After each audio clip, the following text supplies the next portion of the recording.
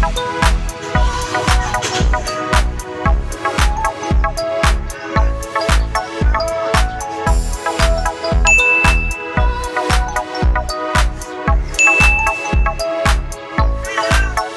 na ako nagdilig ng ating mga halaman para fresh naman po sila guys.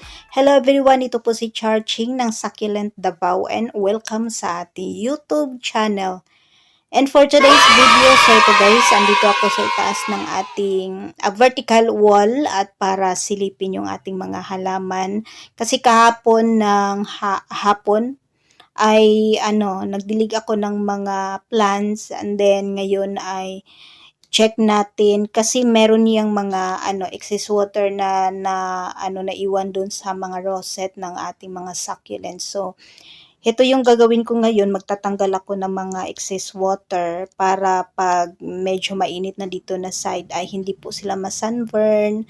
Ayan, good morning. Ayan, ngayon ay 6:30 ng umaga and then update sa ating weather ay okay naman po guys. Sobrang init na. Mainit na po dito. Ayan mainit na. And then, dito na side sa ating mga halaman ay mga 8 pa masisikatan ng araw yung ating mga plants. So, ganito yung ginagawa ko every morning after natin silang madiligan. So, nagtatanggal ako ng mga dry leaves, excess water, ayan. Hindi ko pa na-propagate yung mga dahon ng ating Hanakaida. And then, ayan guys, yung iba nating mga halaman, ayan, ilalagay ko yung aking monadenium dito na plant kasi kailangan niyang masikatan ng araw. Hindi ko siya nadiligan, okay lang yan guys. So, ganito yung gagawin ko. Magtatanggal po ako ng excess water sa rosette ng ating mga succulent kasi pag hindi natin tinanggal yan guys and then masisikatan sila ng araw, mainit pa naman dito na area, magka sunburn po yung ating plants. So pangit po tingnan pag na sunburn yung ating plants and then may posibilidad po na magkamashi yung ating mga dahon ng ating succulent. So, ganyan yung ginagawa ko. Tanggalan lang po natin sila ng excess water and then magtatanggal tayo ng dry leaves para malinis naman po sila tingnan para iwas mealybugs kasi gustong gusto yan ng mga mealybugs yung merong mga dry leaves sa ibaba.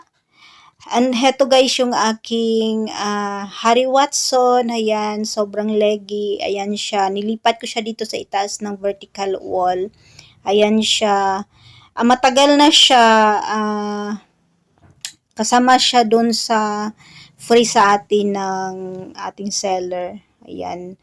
Ayan sila guys at okay naman po sila dito sa itaas ng ating vertical wall. Yung iba ay medyo dehydrated pa. And then yung aking purple delight na ayan ang busog-busog. Sobrang busog. Ayan, sobrang happy siya sa natin, weather natin ngayon na sobrang init, super dry. Ayan. And then heto guys yung aking wala pa to siyang ID. Ayan parang meron siyang pa-flower na papalabas. Hindi ko sure. Ayan, yung ating purple delight. And then yung mga leaf propagation, Lailancina. Ayan, meron na siyang baby na papalabas. Ayan sila guys. Yung aking, ayan yung variegated na hindi na siya nag-bar. Nawala yung kanyang variegation and then yung ating lola, ayan sila. Okay naman sila dito sa itaas ng ating vertical wall. Ayan. And then, nung nakaraang araw, medyo naglagas yung ibang succulent natin kasi hindi ko sila nabigyan ng water. So, ayan ng hapon ay nagdilig po ako ng ating mga halaman. So, yan sila. And then, hindi hindi muna ako mag-propagate ngayon. Kasi, bagong dilig yung ating mga halaman. Ayan. Ayan ang aking Murasaki. Ayan, gusto niya yung ano niya, area niya. Kasi guys, oh, tingnan niyo yung kulay. Ang bubusog. Sobrang busog ng ano dahon ng ating Murasaki. Sobrang healthy niya guys. Gandang-ganda po yung kanyang kulay. Sobrang happy ako sa aking mga Murasaki and then sa aking Super Balm and then Purple Delight guys. Kasi ang ganda nila tuwing dry season.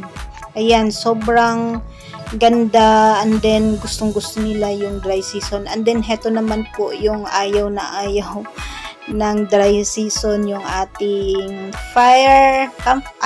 firestorm. Yan o na ano yung mga stem niya na dry sa sobrang init guys. Sobrang init na po dito sa aming location and then sa hapon naman po, hindi po matuloy-tuloy yung ulan kasi malakas po yung hangin. So, yan at dehydrated yung ating mga halaman. So, ito sobrang dehydrated na and then yung kaniyang mga dahon ay nag-dry. So, ayan at binigyan ko po sila ng water. Hindi ko po sila binigyan ng maraming water kasi pag mainit po dito sa ating location, maluluto naman po yung kanilang roots. So, konti-konti lang po. Yan po yung binibigay ko sa kanila para okay po yung ating mga plants.